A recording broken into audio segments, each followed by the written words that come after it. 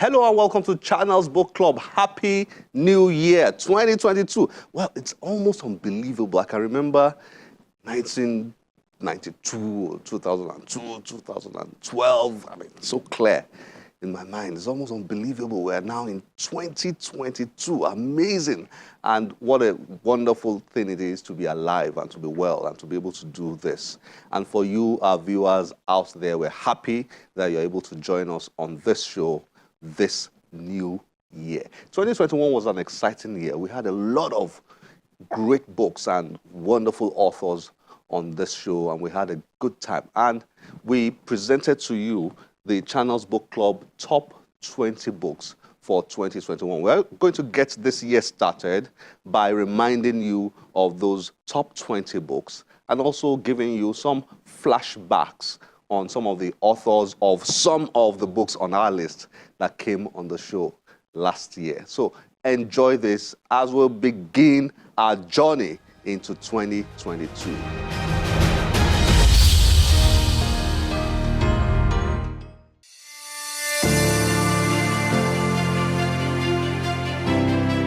Five Brown Envelopes is a gripping thriller in the tradition of Jeffrey Archer and Richard North Patterson.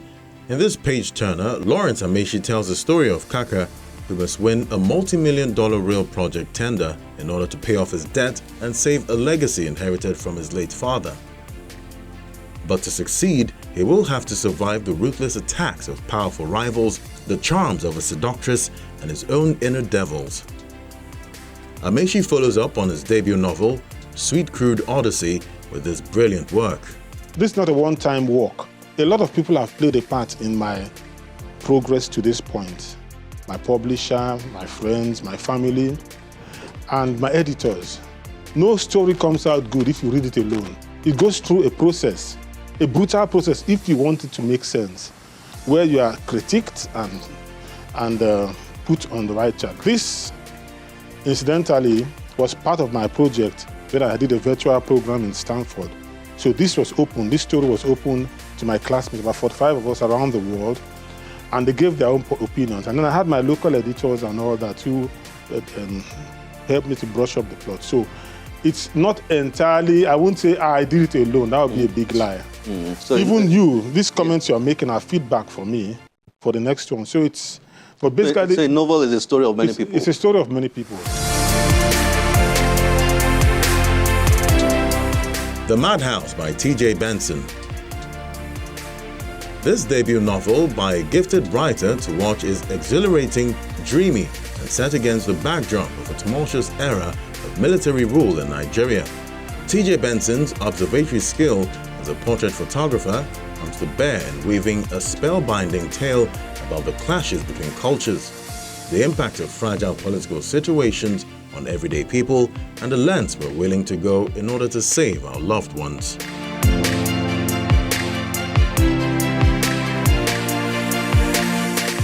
Brick by Brick by Brenda Unu. In this fascinating debut, Brenda Unu, an architect and certified coach, uses a fictional story to share ideas and knowledge about what it takes to build and own a house in Nigeria. When a young couple is faced with the choice of either renting a bigger house at an astronomical fee in order to accommodate their growing family or diving headlong into building their own house, the tough decision that would transform their lives had to be made. If you want to enjoy a powerful story while learning what it takes to build a house, this is your book. This book, Brick by Brick, a couple's journey to building their own home and the lessons learned. Good book. Thank you. Let's explain what this book is about. It's a fictional story that you have used to teach couples how to build their own houses. Am I correct? Please. Very correct. Elaborate on that. Okay, so the thing about the book is I found out that from taking polls on Facebook, I asked people, what would you rather do? Would you rather buy a house or would you rather build a house? And there was a 50-50 split, especially in Lagos. And so I engaged people that wanted to buy a house. I said, why would you want to buy a house? I mean, you're stuck with anything that they build. And when you can have a choice of exactly your own specifications, why would you want to buy a house? And they said, oh, the process for building is so tough. They don't want to deal with Omonile, they don't want to deal with the government, they don't want to do. And I'm like, okay. Some don't even understand the process. And I said, what if somebody broke down the process to you and simplified it? Would you reconsider? I likened it to, you're going for a party, right? And then you go to the shop and pick a dress off the shelf, or would you go to a designer and have a custom-made dress for you that everybody would turn heads for? And they were like, okay, I think I want custom-made. And so we started having the conversation. And I realized that there was a gap, there was a need. People needed to understand the process and how professionals could walk you through the process, because many people didn't even know what an architect is or what they do. If you ask people on the street, the few ones that even know what an architect is, they will tell you, oh, the guys that design houses. But an architect does so much more in the entire building process.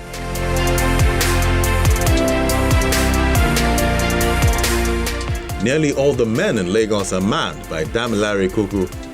This is a collection of 12 short stories featuring characters with unique voices and stories that represent the diverse class, gender, and ethnic melting pot that is Lagos. It is structured as case studies and a form of love letter in solidarity with the women who have survived romantic relationships with men in Lagos. Damilare Kuku, a fast-rising model and actress, reveals her storytelling talent through this fascinating work.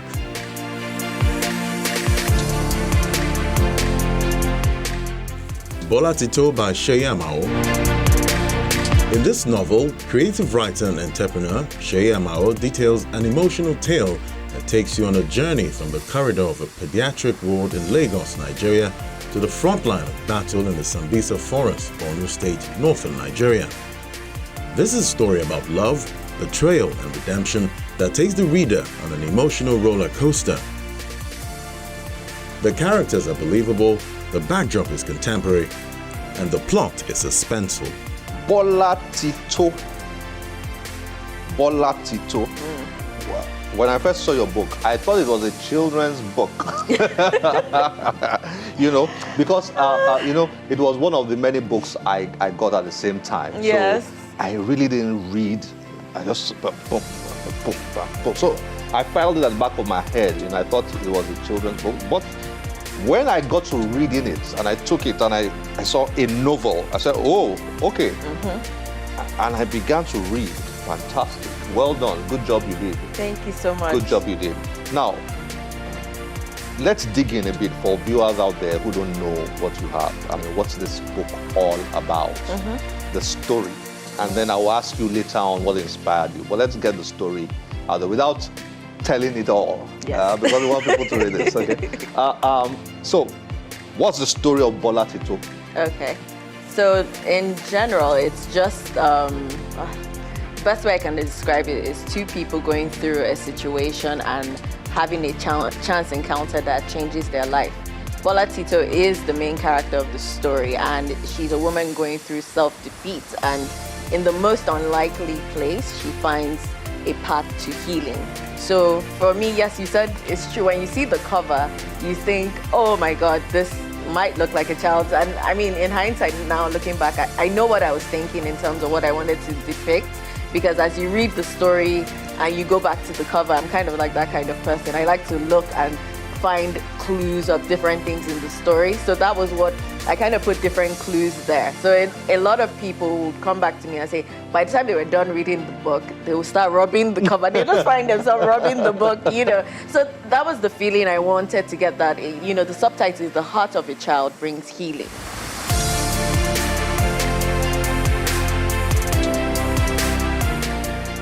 Chronicles from the Happiest People on Earth. This is the legendary Nobel laureate's first novel in nearly 50 years and is a vivid, shocking story of political corruption in a country much like his homeland.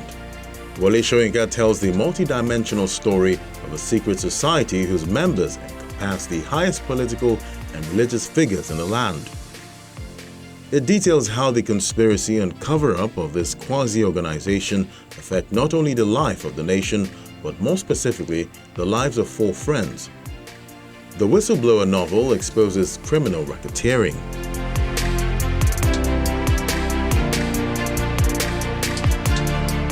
A Good Name by Yejide Kilanko. Canada-based Yejide Kilanko, the author of Canadian bestseller Daughters Will Work This Part, follows up with his second novel that is already gripping readers around the world. Yejide tells the story of Isiafa Okereke and Zina. After 12 years in America, Isiafa Okereke has nothing to show for it. Desperate to rewrite his story, he returns to Nigeria to find a woman he can mold to his taste. He finds 18-year-old Zina. Zina finds her big dreams trapped by family expectations and an arranged marriage until she decides to change the rules of engagement.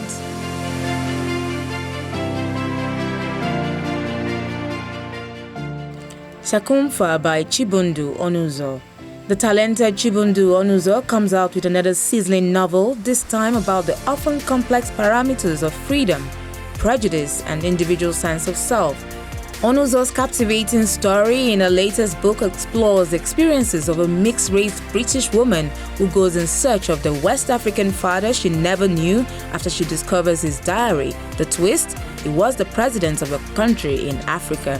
This is Onuzo's third novel, and it is proof that she has become the accomplished writer many believe she would be when she first published her award-winning first novel, The Spider King's Daughter, at the age of 21.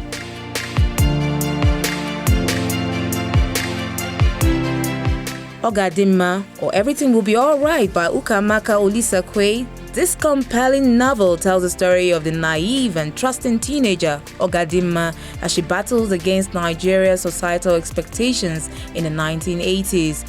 After a rape and unwanted pregnancy leave her exiled from her family in Kano, thwarting her plans to go to university, she's sent to her aunts in Lagos and pressured into a marriage with an older man. This is a story of one woman's journey to independence in a patriarchal society. Olisakwe once again comes out brilliant.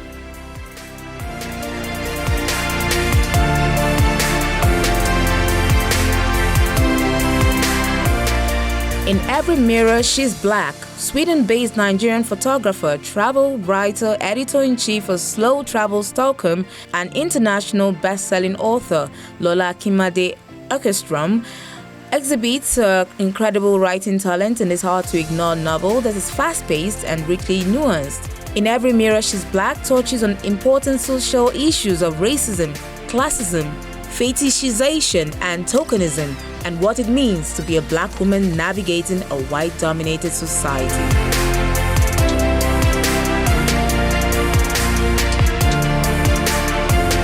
What Britain Did to Nigeria by Max Sholin. In this readable history of British colonialism in Nigeria, celebrated Nigerian political historian and best-selling author Max Sholin traces a broad arc from the first links between British explorers and various West African pre-colonial states in the 16th century to Nigerian independence in 1960, sketching a series of fascinating episodes and characters along the way.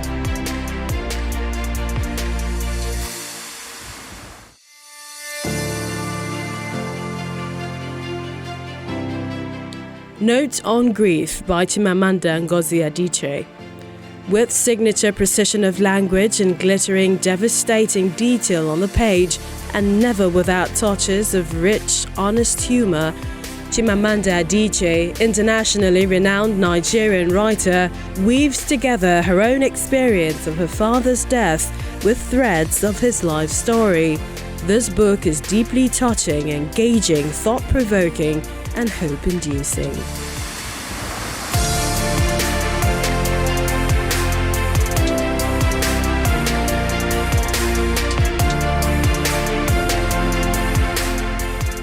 Former CBN Governor and Emir of Kano, Anusi Lamido, brings together over 35 essays that are evolving pictures of the past few years of chicanery of barbarity in the political space.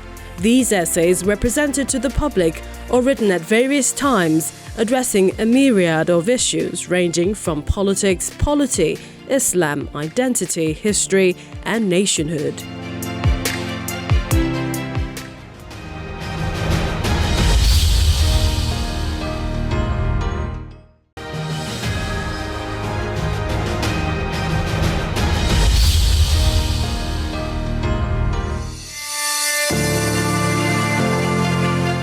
Touching Lives, Mylapo Journey by Godwin Ehige-Amosue. Godwin Ehige-Amosue, founder of Lift Above Poverty organization, LAPO, and pioneer managing director, LAPO Microfinance Bank, in this autobiography, shares his inspiring story and narrates his vision, commitment, service in the cooperative movement and journey to becoming a pathfinder in the microfinance sector. Touching Lives is loaded with life lessons from a self-effacing story told by one of the first movers of the microfinance industry in West Africa. Beyond just a story of my life, it was a sort of a documentation of experiences that could be lessons, to people, especially the young persons, in the sense that there are things that will happen in your life.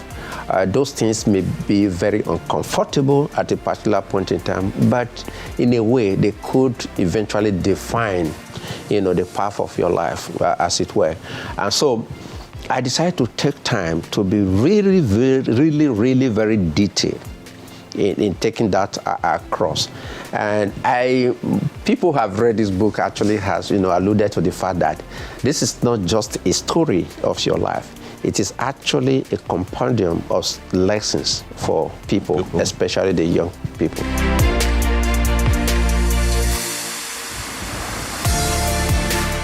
My Mother's Daughter by Taiwo. This is a fascinating, inspiring and enjoyable read about the incredible life adventures and impact of Chief Mrs. Taiwo, a successful business entrepreneur, educator, philanthropist who is passionate and driven to deliver change and help others. From the love and complexities of family to the tough, demanding world of business, Taiwo provides a no-holds-barred narrative that challenges the reader to make life-changing decisions. I started off thinking I was going to write about my mother. And as I wrote it, dovetailed into my story and my life story. I really didn't want to go too deep into every single thing about my life. So I could have made it a 500-page book, but I didn't want to do that. I still wanted to keep a little bit of some of my, I didn't want to open myself completely. I'm not girls of today that they're on the internet showing everything they do in the morning now. But I thought that I had a story that was interesting, and as I wrote my mother's story, it dovetailed into my story. But if you read through this book, you will continuously see at the back of it the influence of my mother.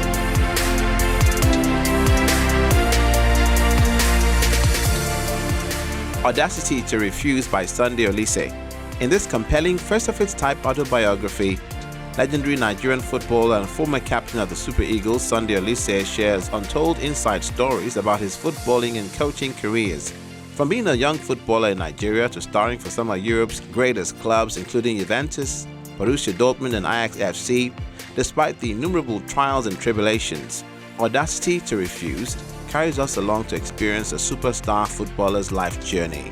But this book is not just about football, it's about what it takes to live a meaningful and impactful life. What's Audacity To Refuse? What will a reader find in here? What have you put in here?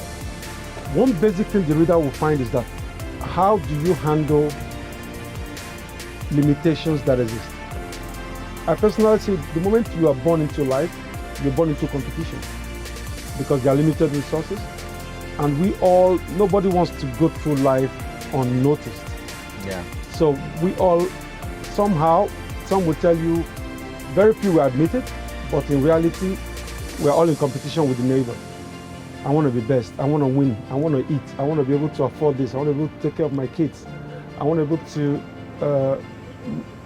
manage life, So this book would kind of like give you, how do I handle those limitations that are there, that it doesn't inhibit my own progression in life.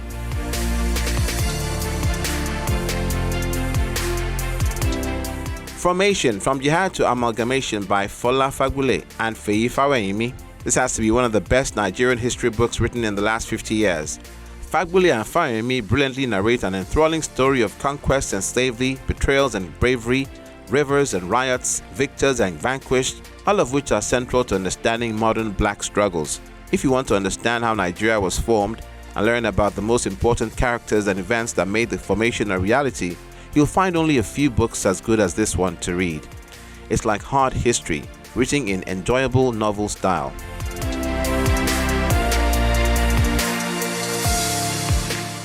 The Will to Win by Dr. Adekombi. Journalist and former editor of Business Times, Dr. Adekombi weaves the incredible story of iconic marketing communications practitioner and chairman of Troika Holdings, Biodun Shobanjo, in this engrossing biography. The Will to Win offers a fundamental deliberative evaluation of leadership and enterprise management as it sheds light on Shobanjo's persona while giving a comprehensive overview of who he is and what made him so successful. There will be various people as you go on in the journey of life who you would come in contact with. And the kind of influence or impact they make in your lives would ultimately determine how you move, the trajectory that you're going to pursue. And I think that that is what this story is all about. You know, whether they are rich or they're not very rich is immaterial. It is those values that they bring to the party that would ultimately decide or define who you turn out to be. Making of the Nigerian Flagship by Aaron Okodie and Oshiomogushe. This is the story of one of the most popular and important newspapers in modern Nigeria, The Guardian. With contributions from many who are involved in the pioneering and running of the media organization, Okodie and Ogushe, ex-employees of The Guardian, document how the legendary Nigerian newspaper came about, the vision that drove its formation, and the journalism ideals and standards it fostered and nurtured between 1983 and 1993.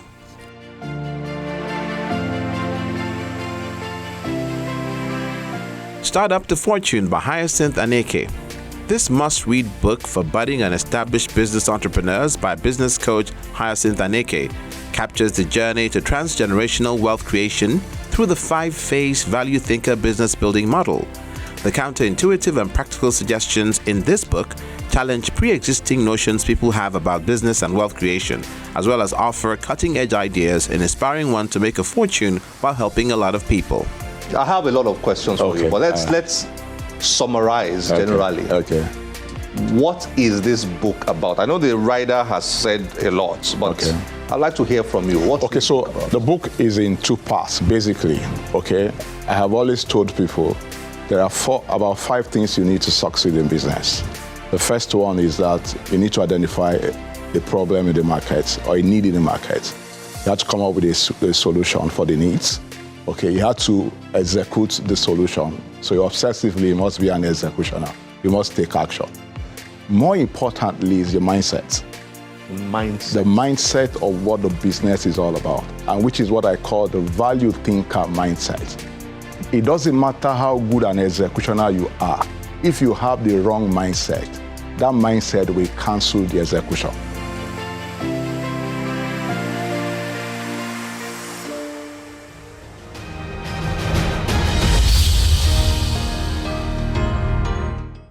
Exciting year 2021 was, and exciting authors we had on this show, and exciting year we hope 2022 will be. Exciting.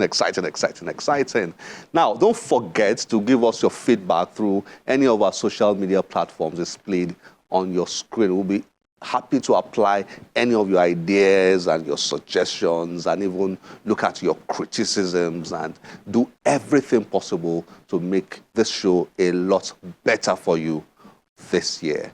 My name is Olakunle Kasumo. Remember, one great book can change your life. Bye-bye.